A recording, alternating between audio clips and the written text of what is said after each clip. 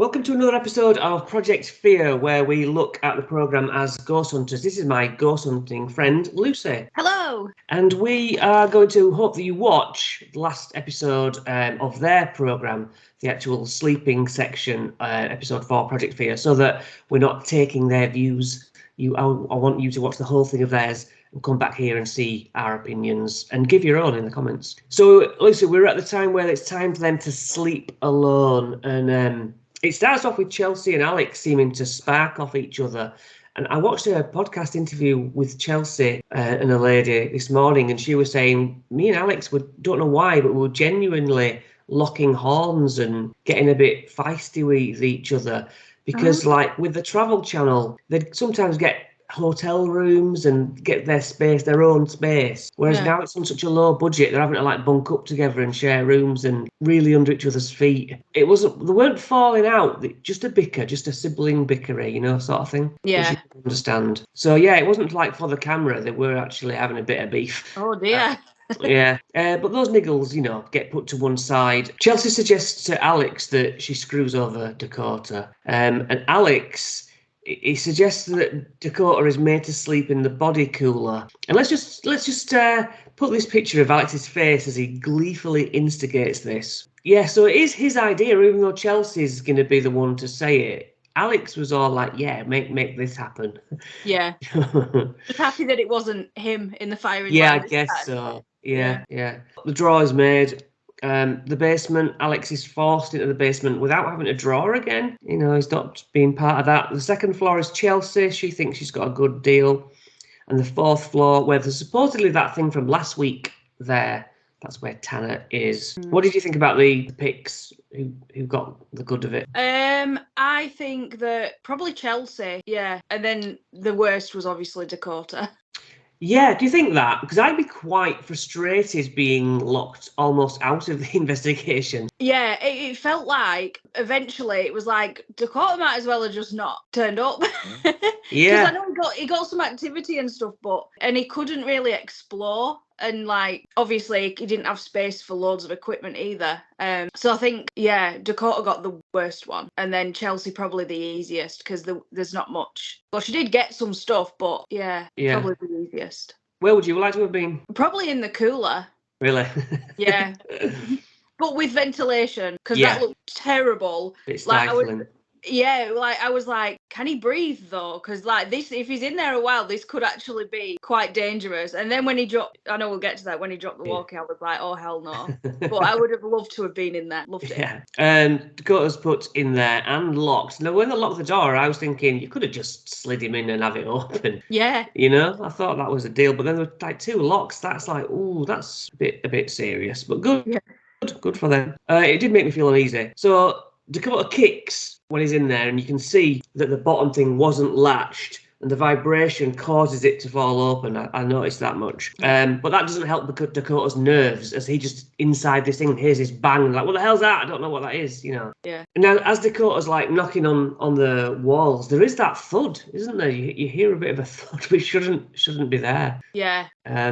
Kind of a response. From the outside camera, it's much more to me of a sound of something falling over, because you hear the and then a clatter. So I'm not sure if it was a knock or not. Then you see like a bit of disturbance where like some dust comes towards the camera. Yeah. So I was wondering if it was like something hit the top, whether it was something that fell or a spirit like, just banging on top of it. I don't know, but it was good that there was some visual disturbance at the same time as the noise, or just after. Was that on this bit, or was that? I thought that might have been later. Oh, it might have been a later one. But I think the light anomaly, as what you're talking about, might be later on. Oh, okay, yeah. But who knows what's above it, and who knows if all the thuds are things falling down on it? I don't know. But this is the thing that got discussed online, and that you could see underneath into the bottom one, and there's that little shadow movement. And at first I was like, what? He's not in that one. But then the shadow is him, isn't it? You later sort of can understand, because it's a sliding base rather than a locked base. Yeah. That's how his walkie-talkie does fall down. So yes, it's his shadow moving around, not some sort of shadow person underneath him. Cut to Tanner patiently asking out. Yeah, Tanner's investigating method seems to be generally he sits and asks, doesn't he? He's quite a static person. Yeah. Whereas we cut to Alex, and Alex is straight on the walk around. He's talking out loud and introducing himself, which serves the two purposes of, I think, reducing fear. That's my method. I calm myself down by controlling the environment, really, by saying, hello, anyone, and I can hear my voice, and I'm sort of thinking I'm not alone because I'm hearing a voice. Yeah. And also talking to the spirits like they're just people. What do you think about that? I think it's the best way to invoke some sort of a reaction, even, because I think if you were to go in there and act any different to everyday life, you might not get anything back because they might just be like, what? But I think, if you just act normal and speak as you would to an alive person, you're probably more likely to get some sort of a response. Yeah, we go in there and we're all just like, look, we come in respect. We mean, harm. We're just talking to an invisible person, aren't we? Yeah. So Alex is in that room asking for the face to appear on the wall, and it is a creepy room. Any room with weird machinery is a bit weird, isn't it? Yeah. He doesn't look to be enjoying it at this point. Back to Dakota getting quite rattled in there. I don't think I'd like to be. I'd get quite aching. There's no like mattress or anything, is there? It's not comfortable. Just his sleeping bag for his head on to his go big on. neck, which I think would eventually annoy me as well. Cricked neck. So he's getting hot in there. The bottom open bit is providing ventilation, but how much? As he says, if you can hear my voice, and then there's a thump. I just wanted to talk about the spirits that we've had on the Ouija board that seem to finish our sentences. Can you say anything about the way that they read your minds or seem to? I suppose Sam's the best example of that. With the things that he's said about things that like we haven't told each other or something, and we'll be or sometimes he'll say something and you think I was just thinking about that, and then you worry that like can they read my mind? It's definitely weird. I don't know. It's just it's interesting because then I also think sometimes when we get that delay, like when we do estates, we're talking about the delay that we get, then there seems to be some spirits that can preempt stuff and say stuff before we do, or do something that we were about to ask them to do or something. Yes, very much on the Ouija board when you're saying, and how many? Oh, 2 kids. It's like it answers before. You're like, oh, I was thinking that, So Dakota breaks out that PS device, and then we cut to Alex, who decides to try and jump scare Dakota. It did seem like he didn't have his walkie quite on maximum, like they sometimes have. It made him jump, but I think it could have been more if it was increased. So then there's the incoming walkie feed. How was it working one way and not the other? That was strange. I don't know. Again, could that have been paranormal? I don't know. Yeah. I'm thinking probably not. But like you say, why would it only work one way and not the other? Yeah, I'm really not familiar with how they operate. I guess I would have expected Dakota's to be more trapped in and not being out. It's like the wrong way around for me. I was like, that's weird, but who's to say? Tanner breaks out the digital recorder. I noticed that he left a good pause between questions, which is what you're supposed to do. He recalls getting malevolent the last visit. He says, do you have a warning for me? This recorder plays back and seems to cut out the pauses because we see him asking paused questions, but then as he's reviewing, it's quite choppy. I mean, the film isn't edited to take out those things. The edit is on the dictaphone.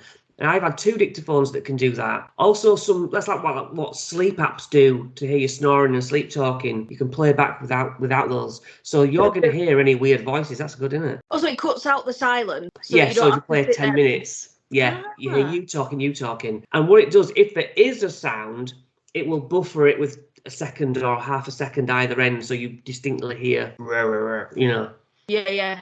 Oh, cool. Okay. Because, like I say, I've had them do that myself. But I always worry that something's so faint that it thinks it's a silence, but it isn't. I would much rather sit through the entire thing, personally. I'm like that as well, yeah. As he listens to the playback, there's a distinct noise which Tanner describes as footsteps, but sounded to me like metallic. Is that not ringing any bells with you? I thought it sounded like footsteps. Okay. Yeah. That's interesting.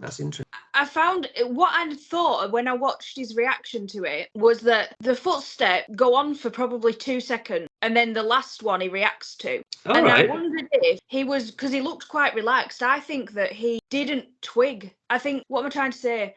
like it looked like he was comfortable and that his brain didn't register it because it just thought, oh, there's like someone walking, and then he went, wait a minute, I'm in a dark corridor in a haunted building, and then he sort of went, whoa, footstep. Yeah.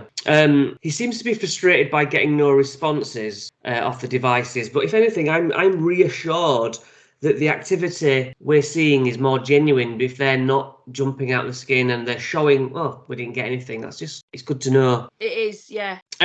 Chelsea uses the Ovulus. Now, there's the duck on the shelf behind her, front and centre. Did you see it? No. I know, a lot of Facebook went, I didn't see it. It's like, it was on for ages. Chelsea asks loads of questions which get no Ovulus responses.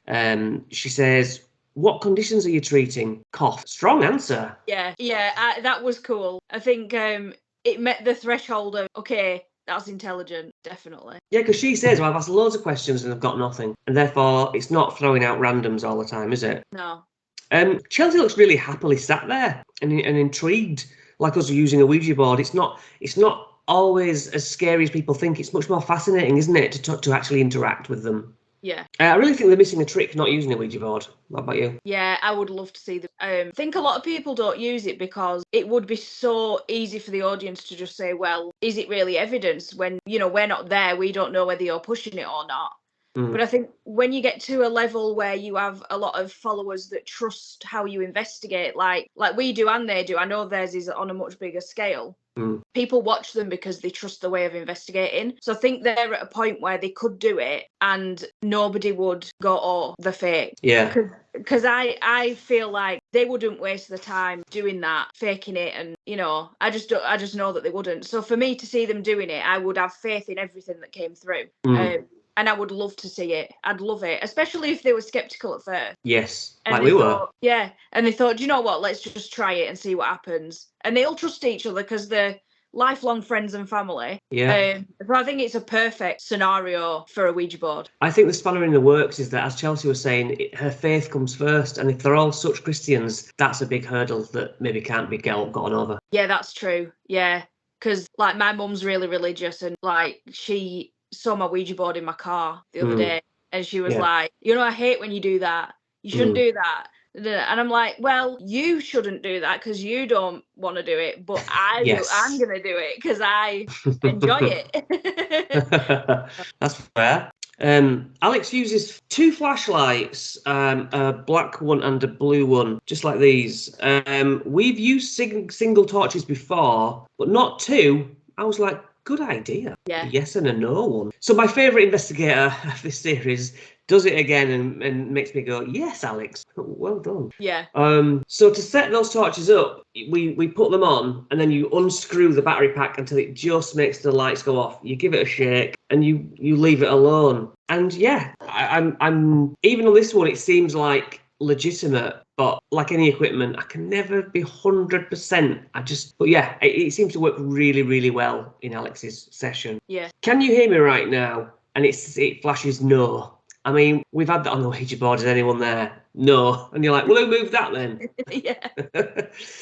Can you turn this flashlight off? Yes, both are on now, almost on demand. Do you know what scared me out of the basement? The torch that says no goes off, leaving the yes one lit. I mean, he's in a conversation. That's at least 3 good points in a row. Coincidence for me is such diminished at that point. What do you think about torch communication? I think it's really useful. I've not seen... Well, I think it'd be easy to figure out if it was spirit or not, because if it were just flashing as you're asking questions on and off and there were no rhyme or reason to it, then you could dismiss it. But that session, it was intelligent, there's no denying it. And the theory, I think, stands up for me because it seems like a lot of spirits don't always have that much energy. And I think you'll get a really good response if it's a knock or whatever, but they can't seem to continue that to have a conversation with you for that long. So the energy required to make a banging noise versus the energy required to just touch a torch a little bit is so different. So I think torch communication is like really good for speaking to spirits that might be low energy or struggling. Now I tested our torch that we did for the first almost decade. Because we would set it up, and eventually we're like, can you turn the torch on? We'd ask many things. Can you do this? Can you do that? And the torch would come on, and Si would, be like, oh, the torch has come on. But it used to bug me that, well, maybe after a period of time, even though it's not on, the batteries get warm and fill the contact where I've switched it off. So I'd take it home, and on a Saturday night we weren't investigating, I'd leave it on for maybe 2 hours in front of the TV, thinking that's going to come on tonight, because after a while it didn't, and I could never get it to do it. That's brilliant. Something interesting that. Dakota's having a rubbish time in this box. He's getting nothing from the PS device. So he asks out for a word, and there's a loud thud, which makes him jump, understandably, totally. It's quiet, and there's a proper thud. He even, retreats into a corner to make himself feel more guarded. Right, now he wants to get out. He's like, I've had enough now. And afterlife, he finally gets a word after a long time.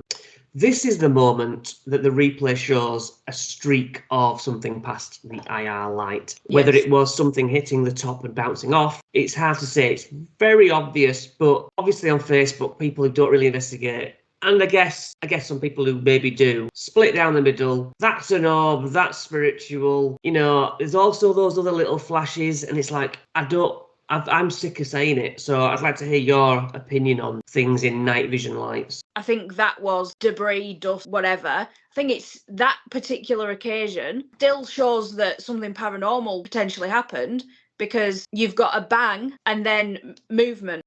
But you have to be careful with things that are ambiguous. There's a lot of people who find paranormal in ambiguity, and that's not how you should investigate. You can't just rely on lapses in understanding to say it's paranormal.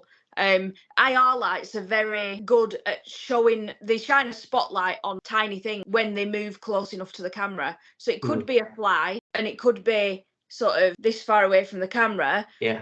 But it'll show as some big dude potentially flying across the screen from over there.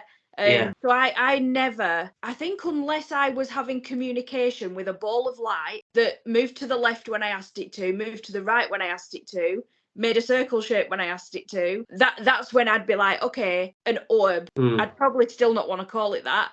Yes. But yeah, there's just, especially in these old buildings, there's too much dust, there's too much, everything's been settled for so long, and then these people are coming in and moving around. You just can't label it as paranormal, I don't think. Yeah, I'm just going to put up some photos here, and these photos are of dust that I've took at work in beams of sunlight. I've been like, oh, look at that, you know what I mean, that's an ideal.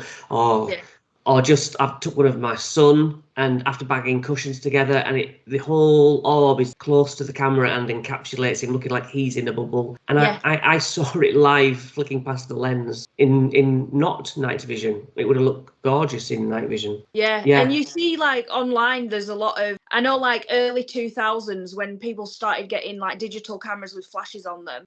I was a teenager around that time and always into the paranormal. So I would always be looking online for ghost pit stuff. Yeah. And a lot of them, it'd be an orb and there'd be a face in it or something. Yeah. But to me, that's what do they call it? Seeing Jesus in the toast. Yeah. Or looking in clouds for pictures of things. That is what that is, unfortunately. I mean, it's cool. But it looks cool, but it's dust.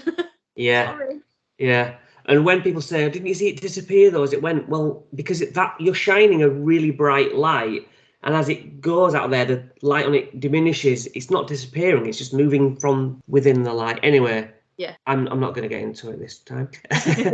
Tanner is rooting through his bag when there's a sound for sure. And Tanner says it sounds like footsteps. Sounded to me like a door handle opening. I seem to recall something like that. But he's there. I'm not. I have my headphones on listening to it, but everybody hears a different thing. There's certainly a noise that that shouldn't be there. He's alone on that floor. Yeah. Puts the spirit box through the speaker. Now that I've sampled ours, he has it on the sweep of 250, which I think is the one that we're going to use. It's the middle value. I was trying to count how many things I heard per second, and I thought, is it 2 or is it 3? but it sounded like a good speed to Yeah. know if it's radio or if it's not. Yeah, I think it's the ideal one. It can go slower. It's like 100, 150. No, I think it's 150, 200, 250, 300. Is there a 350? 50, but even somebody on when we were testing it on the live we tried to do it on, somebody who used one before said I usually would use 250, and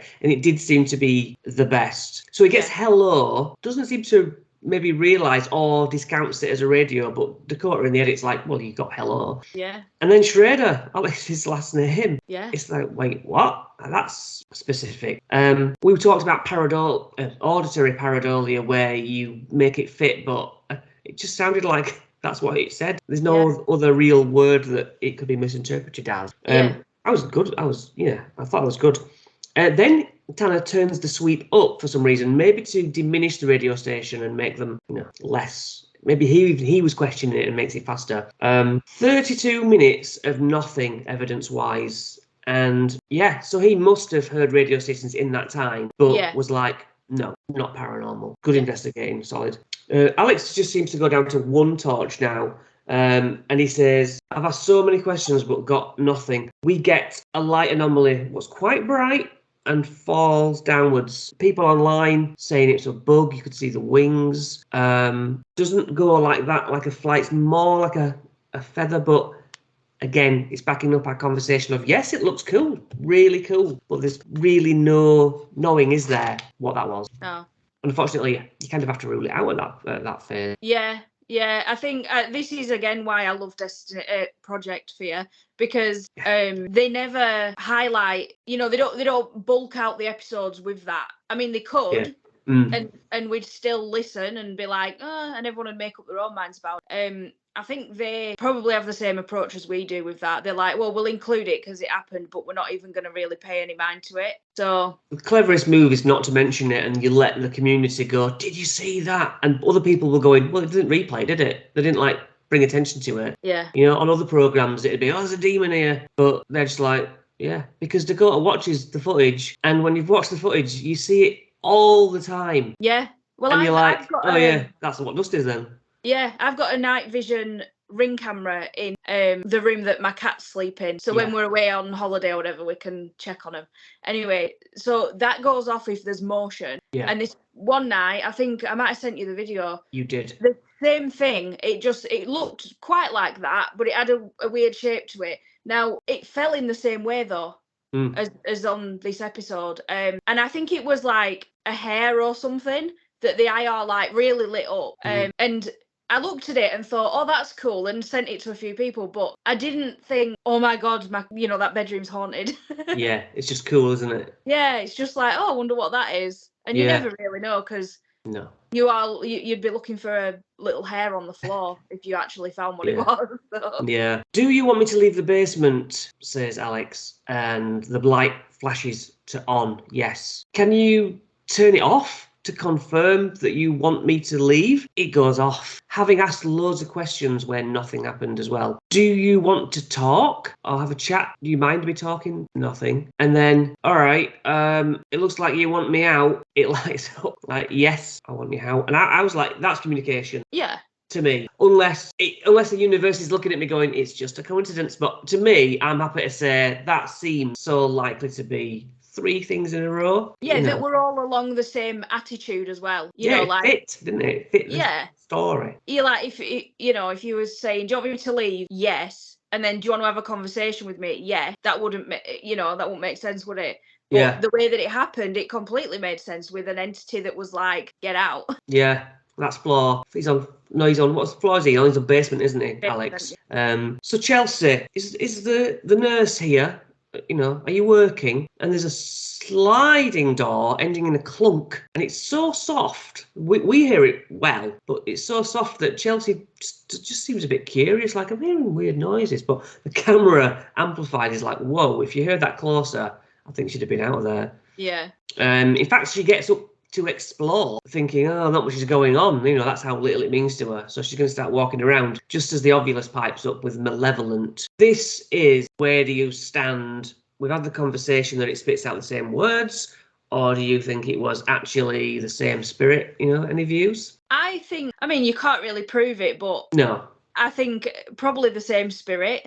Probably. If I was there and I was her, I would be like, yeah, that's cool that we got it last time and this time. But beyond that, I don't know how you would prove it really. No. Would we be excited then, do you think, if we got the same, how do you imagine we would take it? Getting malevolent twice, would we be like, well, I got that last time? I don't know. It would depend on, because obviously they've got that piece of equipment that is it the PAPS? She was using the Ovilus 3. Oh, that was it. Okay. Well, we've never had an Ovilus or a PS device. No. We've had the Ghost thing, the Ghost Tube app, which is just word bank. If it was the Ghost Tube app, I don't think we'd even react to it, because not only does it kind of spit out quite random stuff a lot of the time, you also can determine how frequently it spits things out. So I often just think, well, how does the ghost control that? But with those devices, I don't know, but I think they're a bit more, they just work how they work. So if we'd have got malevolent and not much last time, and then this time we only got malevolent and a few other words, then yeah, definitely. But if it was something like Ghost Tube, I don't think we'd react, would we? Yeah, you don't know what's left out of Dakota's edit. There might be words that he's like, well, that don't mean anything. So you don't, it seems more important. You can only really go off there.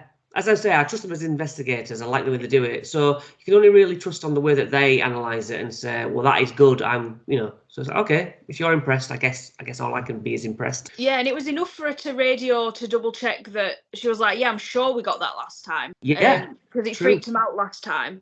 So yeah, like you say, I trust the way that they interpret what they get. So yeah, it's cool. Yeah, it seemed to be more special words because they were getting so little. She's like, this isn't doing out. And then that's the word that comes through. It's like, hey, remember me, almost, maybe. Yeah. She asks Tanner if he's okay, but actually screams as you can hear the door rattling. And she's like, oh my God, the door just... And then she sees the shape of the head fill the glass up. Watching it a second time, I was like, oh, so if it sounds like a rattle, that's just like someone's at the door trying to get in. And then what's instinctively do you do? You peep up and have a look through, don't you, when you're trying to get in somewhere? I thought, oh, is there a person outside then? So immediately I go to skeptical first. But as the seconds go by, she's like, I genuinely thought I saw a person, not so much a spirit. She seemed to be like, because she starts to walk down there with the camera. If she immediately thought that was ghostly, I think she'd have probably made Tanner go first or something. But she's like, no, I think I need to debunk this. I think, is there somebody in there? They head down there, but looking out through the glass, Chelsea goes, what? So there's no stairs there up to this door. And Tanner says, this doesn't even go to the outside. Now, it doesn't go to like a flat expanse of fields or whatever, I think is what he means, because it does say exit above the door. So it does leave the building, but maybe it's like a school campus where you can go out and basically there's a wall of concrete, what stairs at the other side or it's blocked off. So it goes from maybe being the person to, okay, that seems then paranormal, because they then think it's on the inside from halfway down the hall, which is where they go position themselves. You've seen figures walk in cellars and into walls. You're the person who sees movement. Can you tell us anything about that? Yeah, I think it's the best moments are like that moment that Chelsea had where you think, oh wait, someone's in here, a human. You and then you think, wait, that couldn't happen. Like when we were at Black Dyke Mills, we were in a room at the back and we were all sat there and we knew we were locked in, but we had like a contact that was going to come and like help us leave or whatever later on. So we'd left all our equipment and bags and everything in the corridor. We'd gone to the room and we were all sat there in the dark asking out. And then all of a sudden we heard somebody come in. And then I think we saw some Christmas lights go on out of the room, if you remember. So we were like, oh, the person must have come back, because that was definitely somebody. Oh, and there was a motion sensor that beeped, wasn't there? Oh, yes, that rings a bell. That was in the corridor. So we were thinking, oh God, our stuff's going to get stolen, because there were kids hanging around and stuff nearby. So I remember we were all sort of ran towards our equipment and looked, and the door was still locked. That's right. Nobody had come in. So hearing something that makes you think automatically, shit, that's a human, I need to go and grab my stuff, or seeing someone and thinking, how have they got in? and then going to investigate and being like, wait, no one can get it. Wait a minute. Those are the best. But I think the best figure I saw, well, the best like scared reaction that I got at Bingley Cemetery, the chiffon looking figure that then you saw. Yes. And then also at doggy daycare when I was walking down the corridor. Absolutely, that scream. What?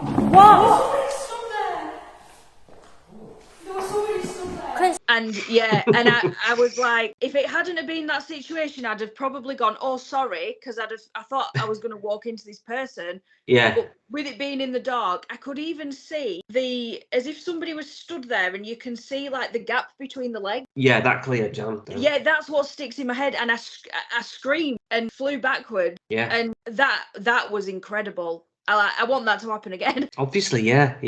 I also wanted to quickly mention Becky at the cemetery you took us to, when we're seeing dog walkers walk through there, and Becky's like, oh, just hang on with Ouija board, because there's obviously a dog walker. Took a little bit of a left turn around a bit of concrete, and Becky sort of went to go, and he disappeared. And she just sort of said, oh, I'd love to see something, some sort of proper full-on thing. I've not seen anything like that yet. Then just follows a dog walker into oblivion. And it's one of those moments where she was like, no, I didn't think I was seeing a ghost. I'm like, there's a person, it's semi-daylight, but they disappeared, and it's that it's that conflict. Yeah, I remember we walked through the gates, didn't we, where she'd seen this person, and I'm familiar with that graveyard because it's in my hometown. And I remember she looked, and the dog walker, there was nobody there, and I said, well, that doesn't lead anywhere, but that path, that's it. And she said, well, he came from that way, and I said, yeah, but look that way. She looked, and that's where the wheelie bins were. There was no path for where he could have come from.